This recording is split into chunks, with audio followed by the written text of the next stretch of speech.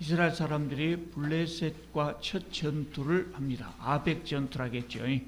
거기에서 패배해가지고 4천 명이 죽었습니다. 그러니까 이스라엘 장로들이 모여서 패배한 원인이 뭐냐 분석한 결과 하나님께서 우리와 함께 계시지 않기 때문이다. 이렇게 결론을 내렸어요. 그래서 하나님을 모셔왔어요. 어떻게 모셔왔어요? 언약궤를 전쟁터에다 옮겨왔단 말이죠. 언약궤를 전쟁터에 옮겨왔어요. 그리고 하나님을 모셨다고 생각했죠. 그런데 놀랍게도 언약궤를 옮겨온 다음에 그 전보다 더 많이 죽었어요. 3만 명이 죽어버렸단 말이죠. 그뿐 아니라 언약궤 자체를 블레셋에 빼앗겨버리고, 그 소식을 듣고 엘리 대제사장은 의자에서 뒤로 넘어져서 목이 부러져서 죽어버렸습니다. 자, 그래서 이제 우리가 숙제로 생각해 볼 것 그때 말씀드렸죠. 왜 하나님을 믿는 사람이 패배합니까? 물론 하나님을 믿는 사람도 패배할 수가 있죠. 하나님을 믿는 사람도 패배할 수도 있죠. 그런데 이제 구약 시대에는 좀 달랐단 말이죠. 이 전투에서는 좀 다른 의미가 있어요. 하나님을 절대적으로 의지한다고 한 사람들이 왜 패했을까? 오늘 우리 시대에는 그렇게 생각하지 않지만 그 시대 사람들이 이게 심각한 문제로 받아들였어요. 왜 패할 수가 있었을까? 그 답은 우리가 지난주에 내렸었죠. 이 사람들이 하나님을 잘 믿는다고 했지만 사실은 잘 안 믿었어요. 잘 안 믿었어요. 본인들은 잘 믿었다고 생각하고 뭐 수시로 하나님을 불렀죠. 지금도 아멘 할렐루야 입에다 달고 산 사람들이 있습니다만 하나님을 잘 믿는다고 생각했어요. 그런데 그들의 신앙은 뭐였냐면 아쉬울 때만 하나님을 찾았다. 아쉬울 때만 하나님을 찾았어요. 평소에는 하나님을 무시하는 삶, 그런 삶을 살았어요. 하나님 말씀에 순종하라고 할 때는 따르지 않고 나에게 필요한 것이 있을 때 하나님 앞에 가서 열심히 기도를 드렸다고요. 이것은 하나님답게 섬기는 것이 아니라 하나님을 바알처럼 섬기는 것이에요. 그러니까 오히려 이렇게 하나님을 섬기는 것은 하나님이 오히려 불쾌하게 생각하시는 것이란 말이죠. 그러니까 이 사람들은 응답을 받을 수가 없었지요. 자, 그러면 이제 두 번째로, 그렇다면 그것은 이해를 하겠는데 왜 언약궤가 빼앗기냐? 왜 언약궤가 빼앗기냐? 언약궤를 하나님하고 같은 것으로 생각하면 이런 오류를 범할 수 있습니다. 왜 빼앗기냐? 그런 생각을 할 수 있다. 많은 사람들이 이걸 궁금해해요. 지난주에 이제 말씀드렸기 때문에 여러분 아마 충분히 유추하셨을 겁니다만, 하나님의 언약궤는 하나님을 섬기는 데 필요한 물건이지 하나님 자신은 아니다고요. 하나님의 언약궤가 하나님이 아니에요. 하나님께서 우리와 함께 하신다고 하는 것을 상징적으로 보여주는 상징에 불과하지 하나님 자신이 아닙니다. 그러니까 빼앗길 수 있죠. 하나님은 포로로 잡혀갈 수가 없어요. 하나님은 포로로 잡혀갈 수가 없지만 언약궤는 빼앗길 수도 있어요. 성경은 하나님의 말씀이라고 하지만 진짜 하나님 말씀입니까? 성경은 우리가 보통 하기 쉬운 말로 하나님의 말씀이라고 하지만 사실 하나님의 말씀이라기보다 하나님의 말씀을 기록한 책이지요. 더군다나 하나님 자신은 아니죠. 그래서 이 말씀에 사실은 하나님의 말씀의 능력이 있다 그래요. 실제로 하나님의 말씀에 능력이 있어요. 그런데 하나님의 말씀을 기록한 이 책이 주술적인 힘이 있는 것은 아니다. 그걸 우리가 착각하면 안 돼요. 전에 제가 대학 4학년 때, 나이 어리죠. 우리 나이도 23살이지만 만으로는 훨씬 적을 것 아니에요. 4학년 때 아마 후반기 때쯤으로 제가 기억하는데 저녁마다 악몽을 꾸는 겁니다. 혼자 살았죠. 광주에 와서 혼자 사는데 저녁마다 악몽을 꾸는 겁니다. 너무 무서워요. 자다가 깨면 너무 무서워요. 그래서 성경책을 펴고 잤어요. 별 수 없다. 오늘은 성경책을 한번 펴고 자보자. 내가 참 별짓거리를 다 한다. 그 스스로 생각했어요. 물론 성경이 주술적인 의미가 주술적인 능력이 있다고 생각하지는 않았어요. 내가 참 하다 별짓거리 다 한다. 오늘은 악몽 안 꿨으면 쓰겠다. 그러고 요 배우 잤어요. 악몽 꿨을까요? 안 꿨을까요? 안 꿨어요. 안 꿨어요. 그날부터 성경을 배우고 잤는데 안 꿨어요. 물론 이것은 제가 악몽을 안 꾼 것은 성경에 주술적인 의미가 있어서 그런 건 아니라고요. 이제 심리적인 안정감이죠. 심리적인 안정. 성경 자체는 어떤 능력이 있는 것은 아니다. 하나님의 말씀은 능력이 있지만 그것을 기록한 책은 능력이 있는 것은 아니다. 더군다나 이 성경책이 하나님 자신은 아니라. 우리가 그럼에도 불구하고 언약궤나 성경은 소중한 것입니다. 그래서 우리가 소중히 다루어야 합니다. 그런데 이것은 하나님의 본체, 하나님 자신은 아니다. 이것을 우리가 알아야 됩니다. 그렇기 때문에 언약궤가 빼앗겨 갈 수가 있는 것입니다. 하나님은 포로로 갈 수가 없습니다. 그런데 이 시대 사람들은 그것을 이해하지 못했죠. 그리고 언약궤를 뺏어가는 블레셋 사람들이나 언약궤를 빼앗긴 이스라엘 사람들 다 하나님을 빼앗겼다고 생각했어요. 이게 심각한 문제죠. 그래서 이대로 놔두면 안 되죠. 그래서 하나님께서 특별한 조치를 취하십니다. 자, 이제 5장으로 넘어갑니다. 1절을 보면 블레셋 사람들이 전쟁에 승리하고 언약궤를 뺏어가지고 의기양양하게 아스도롯으로 가지고 갔습니다. 이제 지도를 보시기 바랍니다. 여기가 사해니까요. 예루살렘이고 항상 이것이 이제 그 기준이 되죠. 우리가 이스라엘 지도를 잘 모를 때는 이것부터 기준점부터 찾는 것이 쉽습니다. 블레셋은 이스라엘 북부 지역이 아니라 요 남부 지역에서 이렇게 남부 지역을 차지하고 살던 사람입니다. 이 전투에서 승리해가지고 언약궤를 가지고 아스돗으로 가지고 갔습니다. 좀 이 부분만 키워보겠습니다.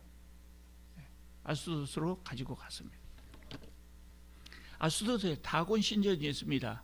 그 다곤 신전 안으로 갖고 가가지고 다곤 신상 옆에 두었다 그랬어요. 왜 다곤 신상 옆에 뒀을까요? 이 다곤은 블레셋 사람들의 주신이에요. 주신. 그리고 삼손이 다곤의 신전에서 죽었어요. 왜 언약궤를 다곤 신전에 뒀냐면 고대 사람들은 전쟁을 나라와 나라 간의 전쟁이지만 신의 대리전쟁으로 생각했어요. 인간이 신의 대리전쟁을 한다고 생각했어요. 그러니까 누가 이기냐? 전투력이 강한 나라가 이긴 것이 아니라 강한 신을 모신 나라가 이긴다고 생각했어요. 이겼거든요. 블레셋이 이겼어요. 그러니까 자기들이 생각할 때 다곤이 여호와 하나님보다 강한 신이라고 생각한 거예요. 그래서 죄송한 표현이지만 하나님을 다곤 신 앞에 무릎 꿇린다는 의미로 갖다가 언약궤를 다곤 신 앞에 딱 신상 앞에 둔 거예요. 자, 3절입니다. 다음 날 아침에 아스돗 사람들이 일어나서 보니까 다곤이 하나님의 언약궤 앞에 엎드리고 있어요. 그러니까 하나님을 다곤 신 앞에 무릎 꿇게 했다고 생각했는데 다음 날 아침에 보니까 다곤이 하나님 앞에 엎드려 있단 말이죠. 이 사람들은 왜 그렇게 됐는가 생각도 못했을 거예요. 우연히 상이 엎어졌을 것이다. 다곤 신상이 엎어졌을 것이다 생각하고 다시 세워놨습니다. 그 다음날 가보니까 또 엎어졌습니다. 또 엎어졌는데 이번에는 그냥 엎어진 것이 아니라 다곤의 머리와 두 손목이 끊어져 있었다. 하나님께서 블레셋에게 깨우침을 주기 위해서 다곤을 처음에는 엎드려지게 했는데 블레셋 사람들이 깨닫지를 못하니까 아예 깨뜨려 버리신 겁니다. 뿐만 아니라 6절을 보면은 하나님께서 아스돗 사람들에게 독한 종기를 내리셨다 그랬어요. 아스돗 사람들이 독한 종기로 아주 괴로움을 당했어요. 7절을 보십시오. 아스돗 사람들이 이를 보고 이르되 이스라엘 신의 궤를 우리와 함께 잊지 못하게 할지라 그의 손이 우리와 우리 신 다곤을 친다. 조금 깨닫기 시작했어요. 하나님께서 하신 일이라고 하는 것을 깨닫기 시작했어요. 그래서 아수도 사람들이 블레셋의 방백들을 모아가지고 회의를 했습니다. 방백들은 왕을 말합니다. 블레셋은 5대 국가의 연합체예요. 단일 국가 아니에요. 여기 보면 아수돗, 이제 언약궤가 아수돗에서 가드로 에스론으로 이렇게 옮겨갑니다만은 이 세 개뿐만 아니라 여기 아스글론과 가자까지 해서 5대 도시국가의 연합체였어요. 그래서 저 도시국가의 왕들을 모아가지고 이스라엘의 신의 궤를 어떻게 했으면 좋겠냐 논의한 끝에 가드로 옮겨가자. 그래서 언약궤가 이제 가드로 갑니다. 그러니까 가드도 역시 하나님께서 악성 종기로 처벌했어요. 그러니까 가드 사람들이 견디다 못해서 그것을 다시 에그론으로 보냈습니다. 언약궤가 에그론에 도착하니까 에그론 사람들이 이제 그동안 다 이 소식을 들어서 소문을 들었을 것 아닙니까? 항의를 하고 난리가 났습니다. 이스라엘 신의 궤를 우리에게로 가져다가 우리와 우리 백성을 죽이려 한다. 이렇게 이제 항의를 하고 난리가 났어요. 그래서 11절을 보면 이스라엘 신의 궤를 보내어 그 있던 곳으로 돌아가게 하고 우리와 우리 백성이 죽임 당함을 면하자. 돌려보내버리자. 이렇게 결론을 내린 겁니다. 자, 그래서 6장을 보시면요. 6장 2절을 보시면 어떻게 돌려보낼까 하다가 그래서 이제 다곤의 제사장들과 복술자들을 불러서 언약궤를 어떻게 돌려보냈으면 좋겠는가를 물었습니다. 그랬더니 3절을 보십시오. 그들이 이르되 이스라엘 신의 궤를 보내려거든 거저 보내지 말고 그에게 속건제를 드려야 할지니라. 그리하면 병도 낫고 그의 손을 너희에게서 옮기지 아니하는 이유도 알리라 그랬어요. 속건제를 드려야 한다. 그냥 보내면 안 된다. 그냥 보내면 서운해서 여호와의 궤가 그냥 보내면 서운해서 우리한테 또 뭔 해코지를 할지 모른다. 이 사람들이 자기 수준에서 생각한 거예요. 그래서 속건제를 드려야 한다 그래서 속건제는 레위기를 보면 5대 제사, 구약의 5대 제사 중에 하나인데요. 속건제는 하나님께 잘못했든지 다른 사람에게 잘못했든지 그냥 윤리적으로 잘못한 것뿐만 아니라 잘못한 것으로 인해서 상대방에게 손해를 끼쳤을 때 그 손해배상을 하는 겁니다. 손해배상. 그걸 속건제라고 합니다. 그냥 죄를 회개하는 제사는 속죄제라고 그러고 그거 플러스 배상이 들어갈 때 속건제라고 그럽니다. 그래서 4절에 보면 제물로 금 독종 5개, 독종은 독한 종기입니다. 종기 모양으로 5개를 만들고 금 쥐 5마리를 만들고 그리고 수레를 새로 만들 새 수레 아무것도 싫지 않은 새 것을 만들고 젖나는 소 2마리로 끌고 가게 했다 그랬습니다. 젖나는 소 2마리로 끌고 가게 했다. 자, 9절을 봅니다. 만일 궤가 그 본 지역길로 올라가서 벳세메스로 가면, 벳세메스는 이스라엘 쪽이죠. 벳세메스로 가면 이 큰 재앙은 그가 우리에게 내린 것이요 그는 여호와입니다. 그렇지 아니하면 소들이 궤를 벳세메스로 끌고 가지 아니하면 우리를 친 것이 여호와의 손이 아니고 우연히 당한 것인 줄 알리라. 이렇게 지금 결론을 내렸어요. 왜 하필이면 젖나는 소, 젖 먹이는 소, 송아지에게 젖을 먹이는 소를 택해 가지고 수레를 끌게 했을까요? 젖 먹이는 소를 고삐 잡고 안 끌고 가고 가만 놔둬요. 예? 고삐 잡고 끌고 가면 끌려가겠죠. 근데 가만 놔두면 어디로 가겠습니까?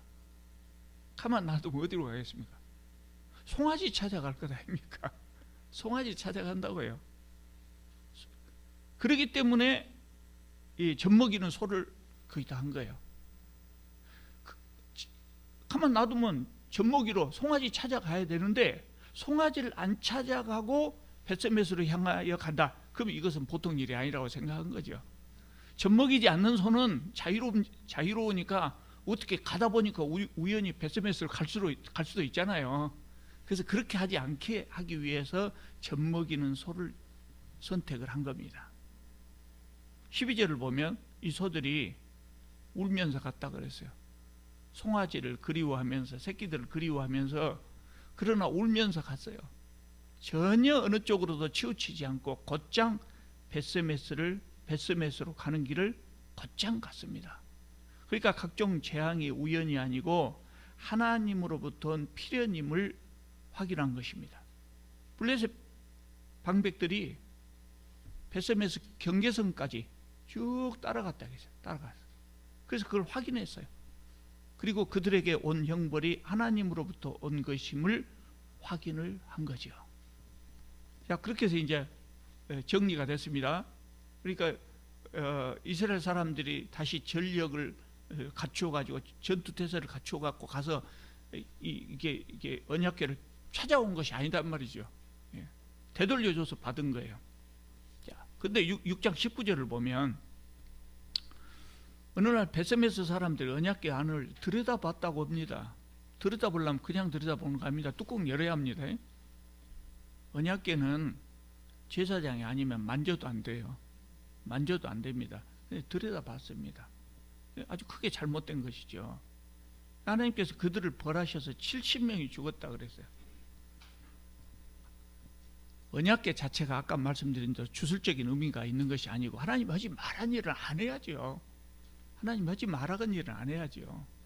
하나님에 대해서는 우리가 경외감을 가져야 된다는 거예요. 하나님을 존경할 뿐만 아니라 두려워하는 마음도 있어야 된다. 그게 경외지요. 근데 감히 들여다봤어요. 그래서 70명이 죽었습니다. 그리고 이제 이 사람들이 신앙 고백을 합니다. 20절입니다. 베스메스 사람들이 이르되 이 거룩하신 하나님 여호와 앞에 누가 능히 서리요? 그를 우리에게서 누구에게로 올라가시게 할까? 이를 당하거나 신앙 고백을 한 겁니다. 그래서 21절 보면 도저히 이제 여기는 안 되겠다 생각해서 기럇 여아림, 멀지 않는 곳이죠. 기럇 여아림 사람들에게 도움을 청했어요. 우리가 언약궤를 함부로 하다가 벌을 받았으니 너희들이 좀 모시고 가라. 그래서 기럇 여아림 사람들이 언약궤를 가져다가 아비나답의 집에 들여다 놨고, 또 그 아비나답의 아들 중에 엘리아살이라고 하는 아들을 거룩하게 구별해서 언약궤를 지키게 했습니다. 너는 이것만 지켜라. 이것이 네 일이다. 아들 중에 아무나 그냥 한 것이 아니라 거룩하게 구별했다 그랬습니다. 자, 7장으로 넘어가겠습니다. 2절을 보면 하나님의 언약궤가 기럇 여아림으로 들어간 후 20년 동안 그곳에 있었다 그랬습니다. 다윗이 왕이 된 다음에 이걸 가져갈 때까지 그가 그대로 있었던 거예요. 그러니까 이 20년은 사무엘이 이스라엘을 통치한 기간이기도 합니다. 그리고요, 그 다음을 보면 뭐라 했냐면 이스라엘 온 족속이 하나님을 사모했다 그랬어요. 하나님을 사모했다. 어떻게 이런 일이 일어날 수 있을까요? 여러분, 그냥 일어날 수 있다고 생각하면 안 돼요. 이때가 삼손 죽은 지 얼마 안 됐어요. 삼손 시대 이스라엘 사람들하고 하나님이 어떻게 됐다고 해서요. 이스라엘 사람들 하나님이 거의 잊어버렸어요. 그리고 블레셋 사람들하고 동화해서 블레셋 사람 섬기면서 살자. 다곤이든 뭐이든 그냥 섬기면서 살자. 이렇게 된 거예요. 그런데 그때 하나님께서 삼손을 시켜서 이스라엘 사람과 블레셋 사람 사이에 쐐기를 박았다겠죠. 점점 이렇게 틈이 벌어지기 시작한 거예요. 점점 틈이 벌어지기 시작하고 이스라엘 사람들도 문제의식을 갖게 되고 민족의식도 갖게 되고 또 하나님을 조금 생각하게 되고, 그러다가 이제 요 사무엘의 통치 시기가 되어서 하나님을 사모하게 되었다고 말해요. 하나님의 능력을 다시 알게 되었기 때문에. 이 사건 보면서 여호와 궤가 빼앗길 때는 하나님이 포로로 끌려가신 줄 알았는지 저절로 돌아온단 말이에요. 그러니까 하나님의 능력을 보게 된 거죠. 그리고 하나님을 다시 사모했다 그랬습니다. 자, 3절 4절 보면 드디어 이제 사무엘이 공식적으로 등장합니다. 사무엘이 이스라엘 사람들에게 하나님에게 돌아오라고 말합니다. 공식 사사의 역할을 시작한 거죠. 전심으로 돌아오려거든 이렇게 말합니다. 전심으로 돌아오려거든. 그러니까 이 사람들은 하나님께 지금 안 돌아왔던 사람들이에요. 그러니까 전심으로 돌아오라고 말을 하죠. 전심으로 돌아오라는 말은 뭘까요? 180도 방향 전환하는 것인데 회심이죠. 회심. 안 믿던 사람들이 하나님을 믿기 위해서 마음을 돌리는 거, 회심. 그런데 사무엘이 이스라엘 사람들에게 전심으로 하나님에게 돌아오라고 이렇게 표현하는 이유가 있어요. 이스라엘 사람들은 자기들이 하나님을 믿고 있다고 생각했어요. 근데 하나님만으로는 부족해서 바알도 섬기고 아스타로도 섬기고 모든 신을 다 섬겼어요. 그래서 사무엘은 전심으로 돌아오라 그래요. 돌아온 척하지 말고 하나님 섬기는 척하지 말고 제대로 섬겨라.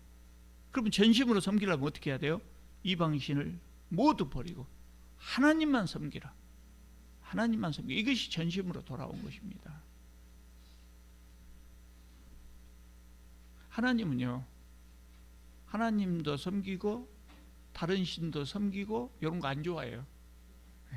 하나님은 질투하시는 하나님이라고 해요. 나 좋아하려면 나만 좋아해라. 그게 나만 좋아해라. 그러지 않으면 아예 안 믿는 것만 또 못할 경우가 될 수가 있어요. 우리 시대에도 우리가 하나님을 믿는다고 하는데 전심으로 하나님을 잘 믿지 못할 때가 많이 있거든요. 하나님을 믿는다고 하면서 세속적인 가치관을 그대로 가지고 있는 사람들이 많이 있죠. 그러면 어떻게 됩니까? 여전히 돈이 중요하다고 생각하죠. 돈 중요해요. 누가 돈 안 중요하다고 합니까? 돈 중요하지요. 나도 돈 겁나 좋아합니다. 돈 엄청 좋아합니다. 돈 좋지 않습니까? 근데 문제는 뭐예요? 하나님보다 더 사랑하면 안 된다. 하나님보다 더 사랑하면 안 된다. 또 뭐냐면 하나님을 왜 믿냐? 그럴 때 하나님께서 재물의 복, 재물과 명예와 권력 이런 복을 준다고 하니까 하나님을 믿는다. 그래서 하나님 앞에 나와서 재물의 복을 주세요, 명예의 복을 주세요, 권력을 주세요. 이렇게 하나님께 요구하는 것은 하나님을 섬기는 것이 아니라 사실은 재물을 섬기는 것이다. 재물 때문에 하나님께서 재물을 주신다고 하니까 하나님을 섬겼다 그러면 그건 재물을 섬기는 것이지 하나님을 섬기는 것이 아니다. 그러면 이것은 하나님을 전심으로 섬기는 것이 아니에요. 그러니까 하나님 굉장히 싫어하셔요. 예수님은 하나님과 재물을 겸하여 섬기지 못하리라고 말씀하셨잖아요. 전심으로 섬긴다고 하는 것은 이런 거예요. 가치관이 변해야 되고 돈을 최고로 생각했던 그 가치관이 변해야 돼요. 돈도 중요하지만 하나님이 더 중요하다. 그러니까 하나님 앞에서 항상 돈을 중요하게 생각할지라도 하나님 앞에서는 이까짓 거 돈 아무것도 아니다. 하나님 앞에서는 아무것도 아니다. 이렇게 할 수 있어야 된다. 우리가 헌금하는 것도 돈을 버리는 연습이. 헌금에는 여러 가지 의미가 있지만 그 중에 하나가 돈 버리는 연습이에요. 하나님 이거 별거 아니에요. 버리는 연습이에요. 그래야 하나님을 전심으로 섬긴다는 거예요. 사무엘이 이스라엘 사람들에게 요구한 것이 그거였어요. 이스라엘 사람들은 바알을 섬기는 이유가 그거죠. 복을 준다고 하니까 섬기죠. 사무엘은 여기서 끝나지 않고 이스라엘 사람들을 미스바로 모이게 했어요. 그 유명한 미스바 대부흥회입니다. 미스바로 모이게 했어요. 그리고 거기에서 이스라엘 사람들이 금식하고 죄를 자백했어요. 아마 철저하게 회심했다고 할 수 있을 겁니다. 그때 블레셋이 다시 공격을 해왔어요. 언약궤로 인해서 혼이 난 다음에 좀 잠잠했는데 이스라엘 사람들이 미스바에 모이니까 공격해 왔어요. 왜 그랬냐면 성경에는 안 나와 있지만 아마 이스라엘 사람들이 미스바에 모이니까 군대가 모이는 것을 착각했을 수도 있어요. 우리를 치기 위해서 지금 모였구나. 그렇게 생각할 수도 있을 것 같아요.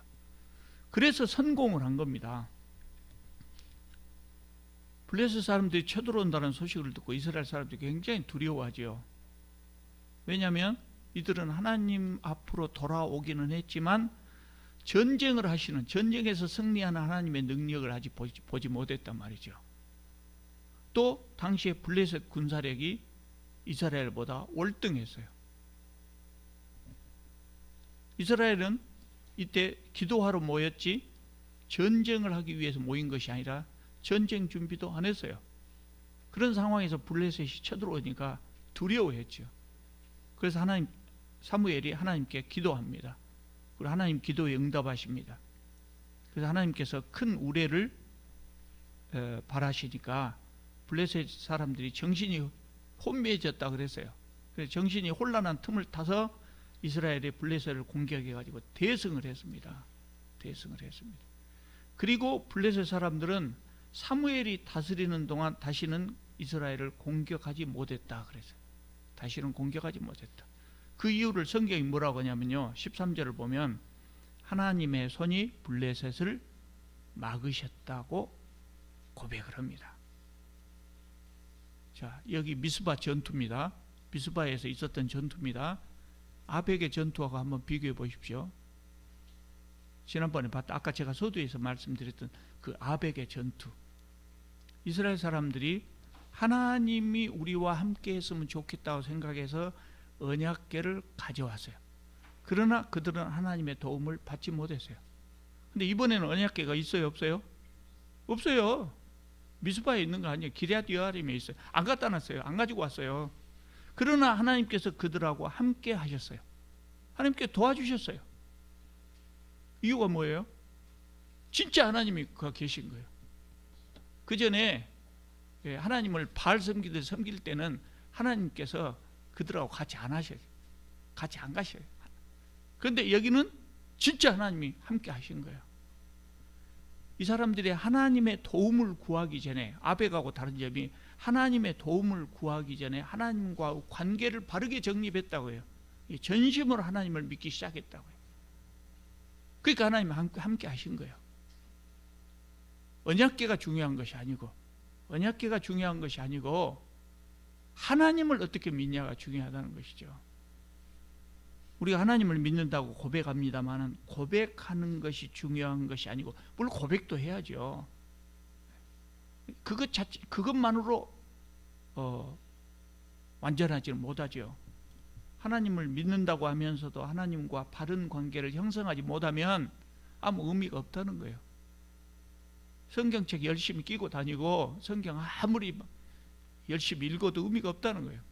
집사가 되고 권사가 되고 장로가 되고 아무 의미가 없다는 거예요.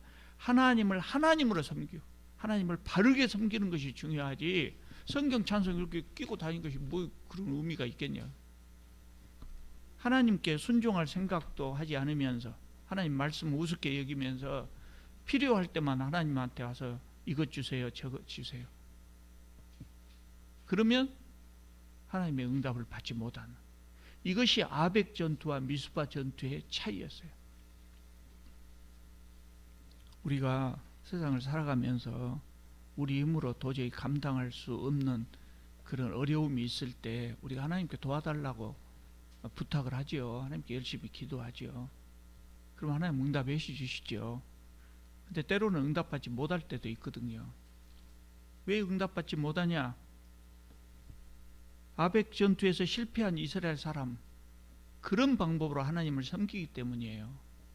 하나님과 관계는 회복하지 않고 기도만 하기 때문이죠. 그래서 우리는 우리에게 어려움이 있어서 하나님께 기도해야 될 때 이 미스바의 회개를 먼저 생각을 해야 돼요.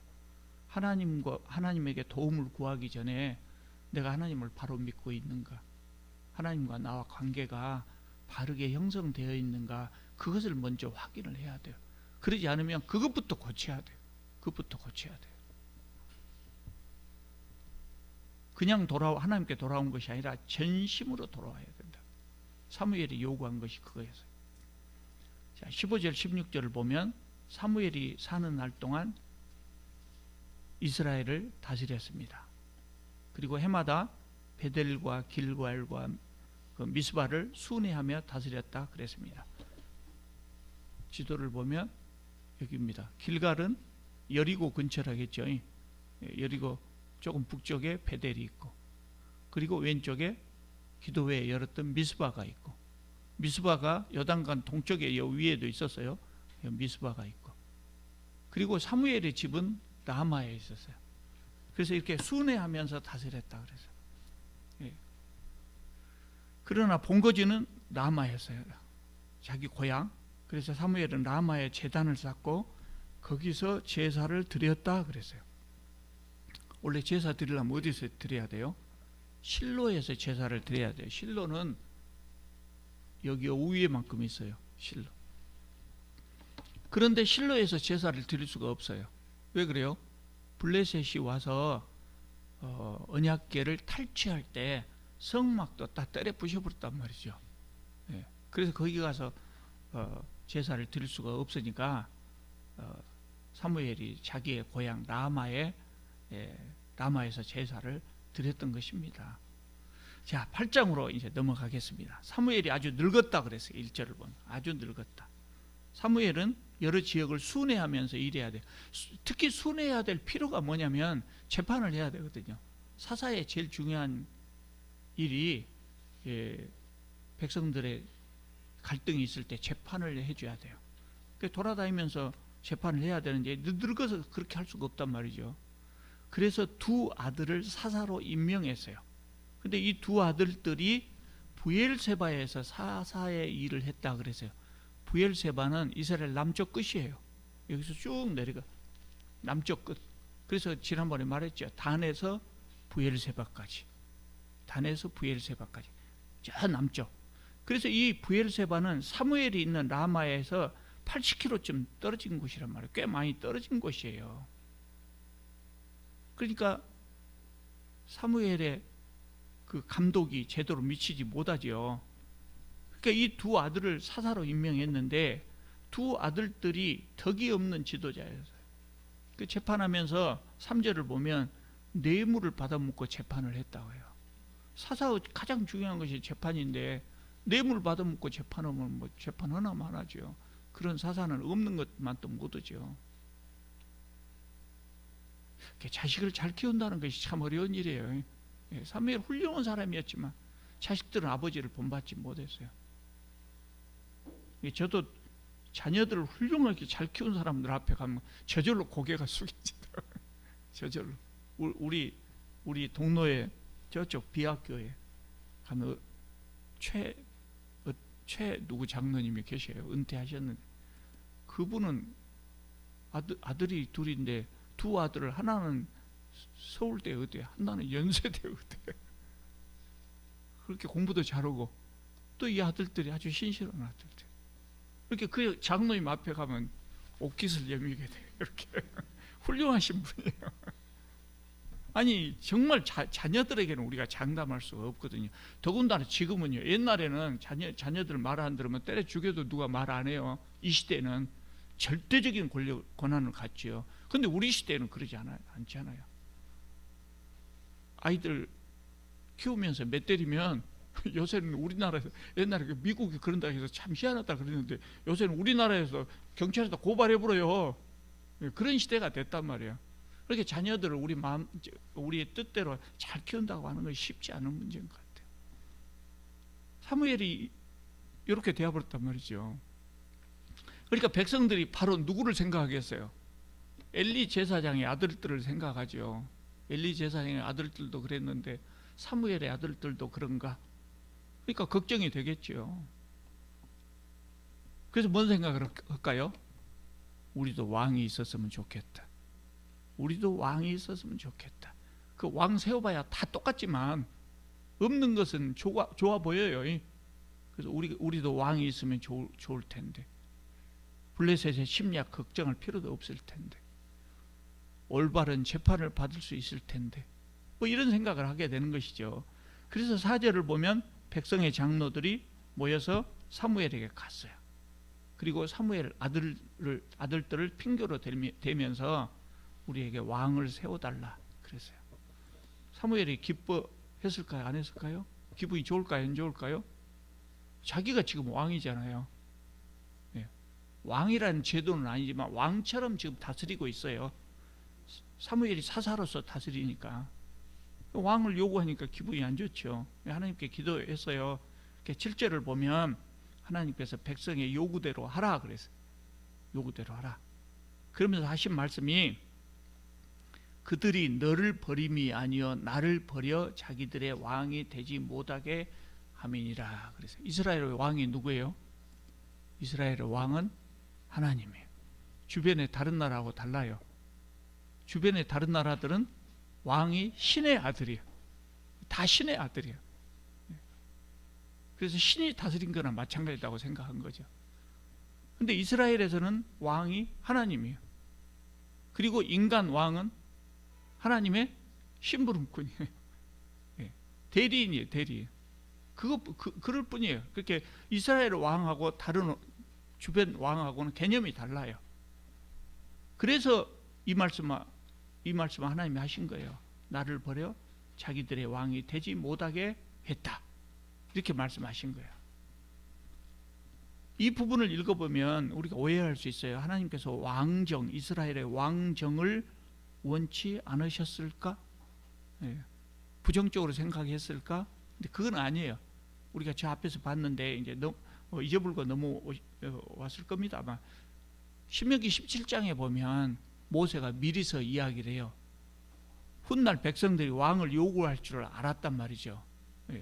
왜 왕을 요구할 줄 아냐면 그 모세 시대에도 주변에 다른 나라들이 왕이 있었단 말이죠. 그러니까 훗날 이스라엘 백성들이 왕을 요구할 줄 알고 그때 왕은 어떤 사람이 되어야 되느냐 왕의 조건을 미리 언급해 놨어요. 그러니까 왕이 있으면 안 된다는 건 아니죠. 이 부분에 대해서는 우리가 시간이 없어서 11장까지 해야 되니까 시간이 없어서 자세하게 말씀드릴 수 없지만 하나님이 서운하게 생각하신 것은 크게 두 가지예요. 이스라엘 사람들이 요구하는 왕은 그냥 세속적인 왕이에요.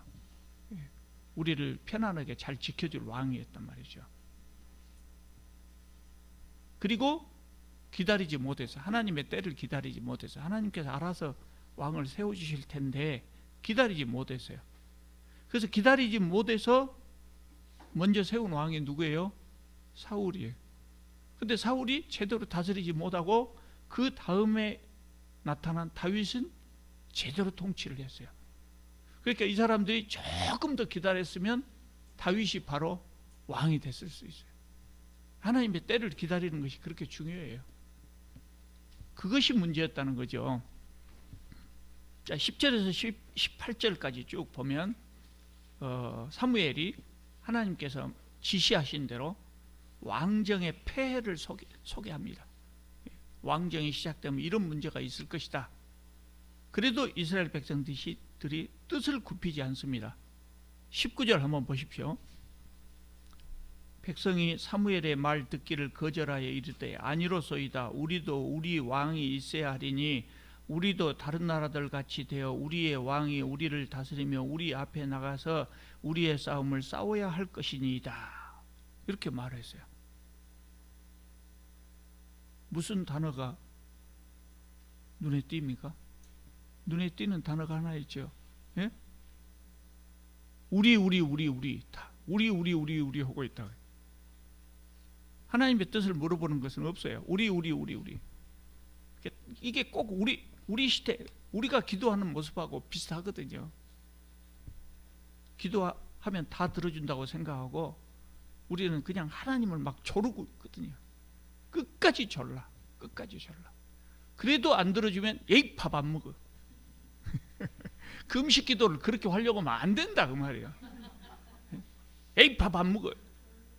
나 그렇게 기도하는 목사들 여러 봤어요. 그리고 명함에다 파갖고 다닌단 말이에요. 40일 금식 기도 3회 실시 뭐 이렇게 써갖고 다녀요. 하나님 우습게 생각해요. 어떤 신학자는요 이것을 뭐라 하겠냐면 이렇게 기도하는 것은 사실상 하나님의 팔을 비트는 것이다. 너 돈 내나 안 내나고 팔을 비틀어. 그 마찬가지 아니냐. 그렇게 기도하는 것은 안 된다. 그러니까 하나님의 뜻이 무엇인가를 생각하고 하나님 뜻대로 구하려고 하지 않고 기도하는 시간 내내 하나님을 설득하고 이래서 필요하고 저래서 필요하고 그러니까 주세요. 우리가 하나님 말씀을 공부하고 묵상하고 하는 이유는 하나님의 뜻을 알기 위해서 그러는 거예요. 근데 그 하나님의 뜻은 생각도 안 해보고 자기가 필요하다고 계속해서 기도하는 시간 내내 하나님만 설득하고 있어요. 그리고 자기 말 끝나면 두 말 안고 뻘떡 일어나서 가버려. 그럼 하나님 뭐라고 하실까요? 아야 잠깐 기다려봐라. 나도 좀 말 좀 하자. 나도 좀 말 좀 하자. 너만 말하고 가냐? 우리 그 직장에서도요, 점심 먹으러 가면 같이 안 가고 싶은 사람이 있어요. 어떤 사람이냐면 가면 처음부터 끝까지 저 혼자만 말해요. 저 혼자만 처음부터 끝까지 말하고 있어요. 중간에서 자를 수가 없어. 그냥 어찌 말을 잘하든지. 하나님의 말씀을 공부하는 것은 하나님의 뜻이 무엇인가를 알기 위해서 공부하는 거예요. 나 성경 뭐 10독했다 20독했다 그것이 훈장이 아니라 하나님의 뜻을 알기 위해서 하는 것이죠. 그리고 하나님의 뜻대로 구해야 돼요. 근데 그러지 않고 그냥 내 생각대로만 안 돼요. 지금 19절에서 20절을 보면 우리 하거든요. 우리 생각대로 해주라고 그렇게 요구를 하죠. 그래서 기도의 응답을 받기가 어려운 겁니다. 마지막에는 또 그러죠. 저의 뜻대로 마옵시고 아버지의 뜻대로 하옵소서. 근데 아버지 뜻대로 해보면 진짜 서운하다고 기도의 응답을 못 받았다고 그래요. 우리가 다 그렇게 어리석게 기도를 하는 거죠. 자, 9장입니다. 자, 그래서 이제 왕을 세울 사람이 등장합니다. 베냐민 지파에 기스라는 사람이 있었는데 그에게 사울이라는 아들이 있었다 그랬어요. 2절을 보면 잘생겼다. 잘생겼어. 키가 커가지고 보통 사람들보다 어깨 위만큼 더 컸다 그래서. 근데 그 사울 아버지가 기스라는 사람이 나귀들을 잊어버렸어요. 그 나귀를 찾아서 사울이 자기 사환 종하고 같이 나귀를 찾아서 돌아다니다가 사무엘을 만나게 되었어요. 그 기사가 좀 깁니다만은 생략하고 15절을 보면 그렇게 사무엘을 만났어요. 사무엘은 사울을 만나기 전날 밤 하나님께서 사무엘에게 이스라엘의 왕이 될 사람을 보내주겠다고 미리 말씀하셨고요. 또 17절을 보면 사울을 만났을 때 이 사람이 그 사람이다 그렇게 이야기를 해주셨어요. 그러니까 하나님께서 사무엘이 사울을 만날 수 있도록 세심하게 계획을 짜고 실행하신 거예요. 나귀를 잃어버린 것은 그거예요. 사울이 사무엘을 찾아오게 하기 위해서 하나님께서 만드신 각본이죠. 그래서 20절을 보면 사무엘이 사울에게 네가 왕이 될 사람이다 그렇게 말씀하셔요. 그러니까 21절 보면 사울이 대답합니다. 나는 이스라엘 지파 중에 가장 작은 지파고 나의 가족은 베냐민 지파 중에 가장 미약한데 어찌 저 같은 사람이 왕이 됩니까? 겸손하지요. 예. 사울이 초기에는 그랬어요. 왕이 될 만한 덕목이 있었다고. 초기에는 베냐민 지파가 왜 작은 지파인지 아시죠? 그 사사기에서 다 죽어버렸잖아요. 베냐민 지파가 못된 짓 하다가 다 죽어버리고 그때 600명만 남았었다 그랬어요. 그러니까 이때는 뭐 베냐민 지파가 거의 뭐 힘을 쓸 수 없는 지파죠. 자, 10장입니다. 그래서 1절을 보면 사무엘이 사울 머리에 기름을 붓고 왕으로 세웁니다. 두 사람만. 대외적으로 공평하지 않고. 그리고 사울과 작별하면서 사울에게 세 가지 예언을 합니다. 예언을 하고 10장 7절을 보면 이 예언을 징조라고 말하거든요. 왜 이 말이 뭔 말이냐면 앞으로 네가 가면서 이런 일이 있을 것이다. 이것이 징조다. 그 말이 뭐냐면 사울을 기름 부어 세우니까 사울이 믿겠습니까? 안 믿겠습니까? 안 믿는단 말이에요. 안 믿지요. 그러니까 이게 하나님의 뜻이라고 하는 것을 알려주기 위해서 요거 이야기를 한 거예요. 그래서 사울이 가다가 대체 그렇게 되네? 그리고 이제 서서히 받아들이게 되죠.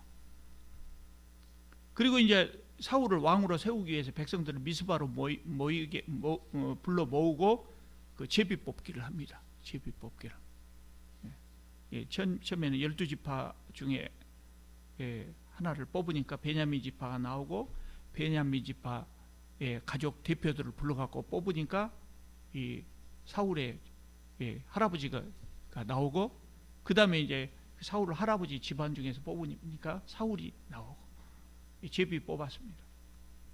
백성들이 사울을 보려고 이제 사울을 찾아다니는데 안 보입니다. 안 보여. 그래서 하나님한테 여쭤보니까 진보다리 사이에 숨었다고요. 사울이. 처음에는 그렇게 겸손한 사람이었다는 것이죠. 사람들이 가서 사울을 찾아갖고 보니까 너무나 마음에 든 거예요. 그냥 생긴 것부터 그냥 키가 훤칠하고 장사급. 자, 25절입니다. 25절을 보면 왕으로 선출한 다음에 사무엘이 왕정 제도가 무엇인가를 잘 가르치고 백성들을 돌려보냈고, 사울도 자기 집으로 갔다 그랬어요. 그런데 그때 마음이 하나님께 감동된 유력한 자들과 함께 갔다 그랬어요. 뭔 말일까요? 사울의 신하가 되려고 사울을 수행한 사람이 생겼어요. 그 사람들이 이제 이때부터 사울을 따르기 시작한 거예요. 자, 그때 이제 11장 1절을 보시면, 그때 암몬 사람들이 길르앗 야베스를 쳤다 그래서요. 길르앗 야베스가 어디예요? 요단강 동쪽입니다. 요단강 동쪽 저 위에, 저 맨 위에가 무슨 지파죠? 므낫세 지파. 므낫세의 절반 지파가 있었어요. 거기를 쳐들어왔어요. 그러니까 이 야베스 사람들, 길르앗 야베스, 길르앗은 므낫세의 그 후손이죠. 야베스 사람들이 도저히 못 이기겠으니까 종주 계약을 맺자고 그래요. 우리가 암몬 너희들 섬기겠으니까 계약을 맺자. 그러니까 암몬이 그 조건을 제시합니다. 조건이 뭐냐면 너희들 전부 오른쪽 눈 빼라. 말이 됩니까? 계약 맺지 않겠다는 이야기예요. 너희들 다 죽이겠다는 이야기죠. 그러니까 야베스 사람들이 큰일 났다 생각하고 그대로 할 수 없으니까 고민하다가 새로운 왕이 뽑혀졌다고 하는 걸 생각하고 이 기브아로 사울에게 전령을 보냅니다. 전령들로부터 소식을 들은 기브아 사람들이 소리 높여 울었다 그랬어요. 왜 울었을까요? 울었다 그랬어요. 그리고 사울이 밭에서 소를 몰고 오다가 그 울음소리를 들었어요.